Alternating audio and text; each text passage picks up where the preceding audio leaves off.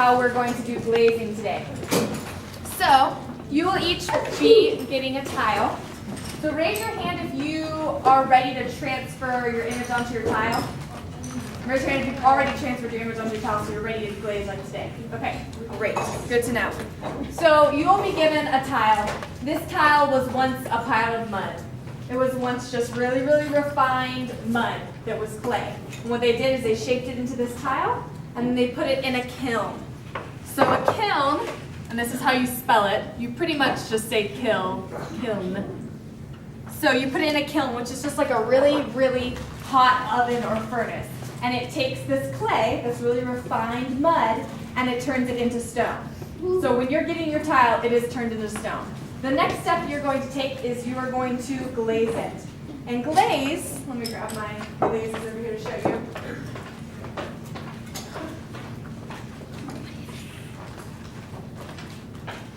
Nope, wrong one. So this is the glaze. And glaze is two things. It is refined mud, like it's just refined dirt, and chemicals.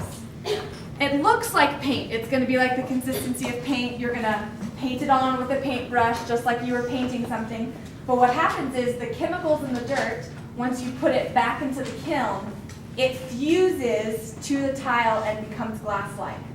So this is what it looks like when you've painted it. It's just going to look like dried paint on top of your tile. Then once it goes in the kiln and gets to like, oh, I don't know, 2,000 degrees, way, way, way hotter than any oven you've ever seen, it fuses to the tile and makes it glass-like, like this. So those are the two properties of glaze. So with that in mind, glaze is really, really expensive. So this bottle is probably like $7 to $10. Doesn't sound like a lot, but there's like 30 over there. So that's like, who can do math real fast? $300. It's like $300, right? So I want you to take really, really good care of the glaze. Some of the glaze over there has started to harden, so you'll have to make sure the lid's really closed and shake it a little to make it more liquidy. I want you to make sure you're holding it closed with your hand. You don't want the lid to be open from the last person that uses it and it to go everywhere and make Mrs. Reynolds cry. It's bad. My makeup, it'll drip. It's not good. So please take really, really good care of this. So because it's chemicals and dirt, I want you to be really careful with your paintbrush to not get paint on the whole stick of the paintbrush. Just get it on the bristles. I want you to take really good care and not waste it. So if you spill any glaze, clean it up. So the glaze is really cool. What color do you think this would be when you paint it on your tile? Like a mid-sea foamy green? This is actually white. So how that happens is because it's made of chemicals and refined dirt, when it's in the oven, when it's in the kiln, it reacts differently. So even though this looks like seafoam green, when it gets attached or when it gets hit by all that heat, it changes to white. And then this one, who thinks they know what color this is? Yes? Red. This is actually foliage green. So I want you to pay very, very close attention. Over there by the glaze, you have these little keys, and they will tell you the name of the glaze and what it will look like in the kiln. So because you can't tell always the colors of them, what do you think would happen if I mixed a red glaze with a blue glaze? Nick? A brown glaze? We actually don't know. So you would think, like when you mix acrylic paint, when you mix red and blue, you get purple, right? Glazes, because they react differently in the kiln, we don't know what they'll look like. We don't know where it is in the kiln, how hot it gets. It'll react in different ways. So we do not want to mix glazes. If I took my paintbrush from a green glaze and went over and didn't clean it and put it into a red glaze, I just took chemicals and dirt from one glaze and put it in another one, which means it's going to mess up all the chemicals and the dirt in that one and mess up what's happening on your tile. So what I want you to do is, if you go from one glaze to the other, you need to take your paintbrush back there and clean it off entirely before you use another color glaze. And so what I want you to do is come over here, grab whatever glaze you want, and you're just going to take it very carefully and walk over to your chair, and you're going to use it. If someone else needs to use that same color, they'll just come sit by you and use it with you. So you're not going to be moving this back and forth. You're just going to, wherever it sits down is where it's going to stay. So you'll just need to talk with each other and say, hey, do you have winter green? Do you have this color? So that's how that's going to work. So something that I want to point out is the clear glaze right here. Can everyone see? It's just shiny. Looks like the color of the tile, right? Clear glaze is just like clear nail polish. Those girls in here use clear nail polish. It doesn't make your fingers see-through, does it? No, it just puts a clear coat. So this is not going to turn your whole thing to look like glass. You're not going to be able to see through it. It's just clear. So the only reason you'd use clear is if you want the part that you labeled on your design as glaze to be like a gray color. It's the only reason you'll use the clear right here. So what you'll do is you will get your glaze and you'll start to paint. This is probably 3 or 4 layers of glaze.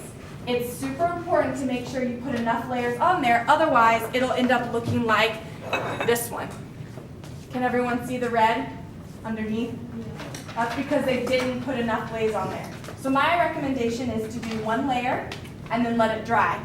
You'll be able to tell that it's dry because it's like a hazy, lighter color. So this, when I was painting it, was like a darker blue, but then it dried to this gray. So if you put 1 layer down, wait a little bit, let it dry, and then put a whole nother layer down. You're gonna want it to be as thick as a nickel. So if you have a nickel, pull it out. If not, you're gonna want the glaze to be that thick. If you don't do it that thick, you'll see the tile through it. What's your question? What color is your glaze on your tile? My glaze is going to be a seafoam green.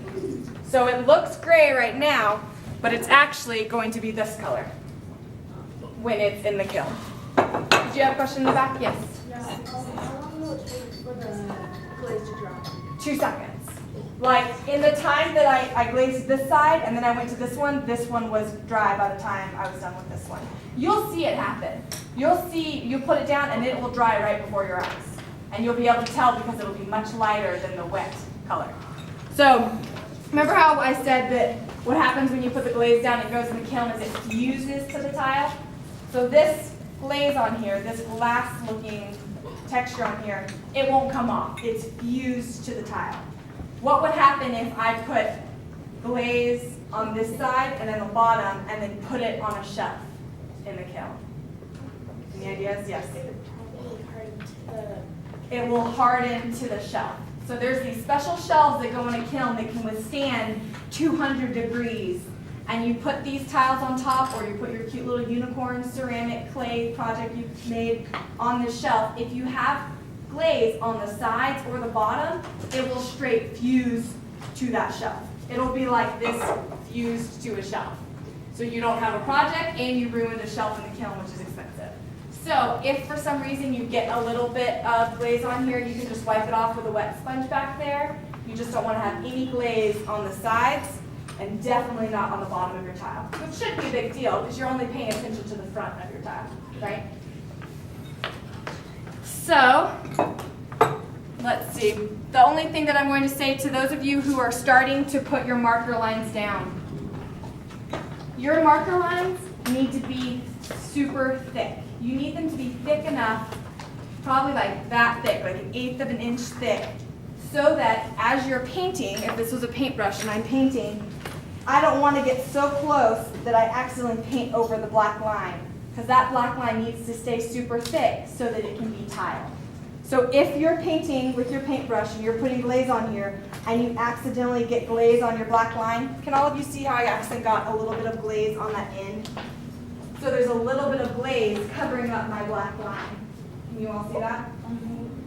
Just a little bit of the gray glaze got on my black line. What's going to happen is when I put that in the kiln, that's not going to be a straight line of an end. It's going to be like a blah, blah, blah, blah, blah shape up against the end. So if you get a little bit of glaze on there, you can just take the, you can share yours with me. So you can just take this hard wooden side of your paintbrush and just wait for it to dry and scrape it off like that. Or while it's wet, you can wipe it off. But I'm just going to scrape it off like that so that I can see all of the black outline. You want all of the black outline to be there. If you can't see that black outline perfectly, that means your glaze is going to mix and your glaze is going to make that shape not look the way you want it to. Any questions about the glazing process or what you'll be doing today? Really? No questions? Does everyone feel confident in their design? Okay. So when I say go, those of you who have not gotten your design approved by me, we'll just form a line, come up here, make sure you've labeled your tile and your glaze, and get it checked off by me. Those of you who have already gotten it checked off, you'll come over here, and the dark side of this, repeat after me, the dark side is what you will put down on your tile. Because all that's happening is this dark side is being transferred onto your tile. So the dark side goes down on your tile, you put your design on top, and you draw, and it will transfer that color. Then once you're done with that, all of the markers are right here. Some of them might be a little dry, just find a good liquidy one. And you're going to use the very, very point of it to outline. Can I use yours to show? Hers is a perfect example. Her outline is so thick that I know that when she paints up close to it, it's not going to touch. It's going to be paint here and there. So that's what you'll do the markers for. You'll outline it. Do not start glazing until every line you have on your tile is covered in marker. Because what will happen is you'll start painting and you'll accidentally paint over a super thin line that you didn't see. That's why the marker is there, so that you can make sure that you don't paint where the black marker is. And then all the tiles are right here. You go ahead and transfer them. And then all the glazes are right here. Make sure you look at the titles of them, because like I said, this is Caribbean blue, but it looks gray. Make sure that the colors are the right ones. And break. Yes.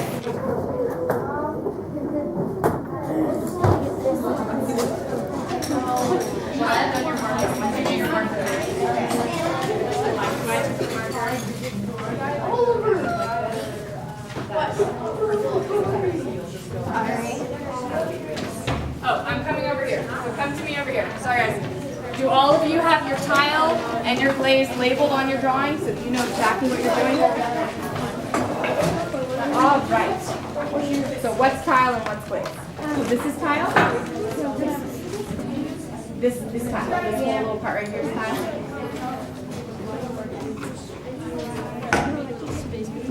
So what is the turquoise? So this is tile. The tile is going to be that thick. So right now you only have it that thick. That means it's going to be that thick around everything. So like this is tile right there. It has to be that thick. So if I outline that and made that thick, it's going to take that little shape and